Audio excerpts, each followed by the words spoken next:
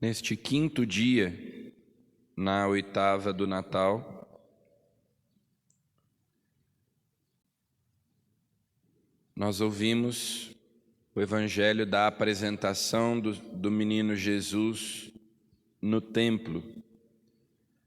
Mistério que nós contemplamos no Santo Rosário, no quarto mistério gozoso, e que a igreja celebra no dia 2 de fevereiro, 40 dias após o Natal, a festa da apresentação do Senhor. 40 dias depois do nascimento de Jesus, José e Maria cumprem a lei. Como diz São Paulo, Deus enviou seu Filho ao mundo, nascido de mulher, sujeito à lei. Então, obedecendo à lei de Moisés, eles levam o primogênito ao templo para apresentá-lo, para oferecê-lo ao Senhor. Oferecem sacrifícios pelo resgate, lembrando que lá no Egito, a última praga é justamente a dos primogênitos que precisavam ser resgatados pelo sangue do cordeiro passado na porta das casas, o cordeiro pascal. Esse era o resgate dos primogênitos.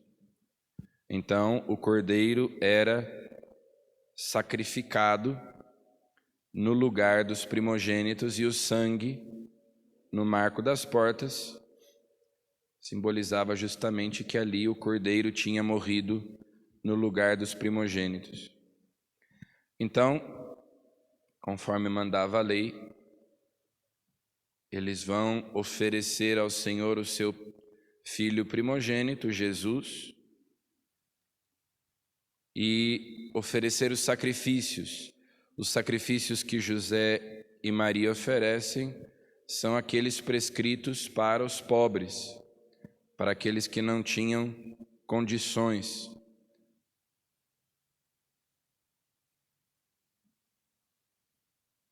O Deus encarnado entra pela primeira vez no templo.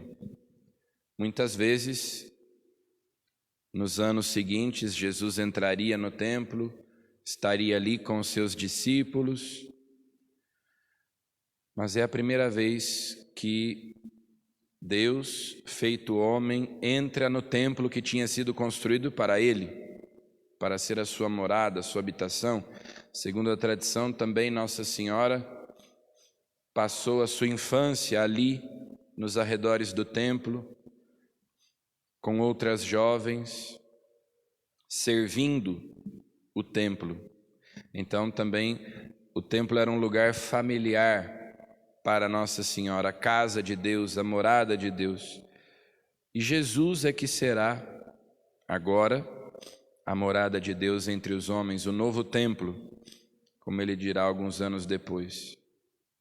Ele é o Cordeiro de Deus que tira o pecado do mundo.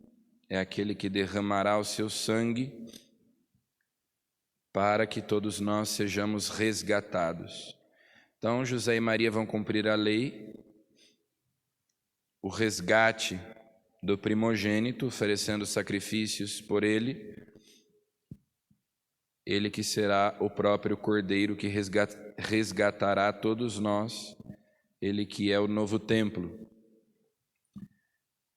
Muitas vezes, ao longo dos séculos, os peregrinos cantavam o salmo que diz: ó portas, levantai vossos frontões, elevai-vos bem mais alto, antigas portas, a fim de que o Rei da Glória possa entrar.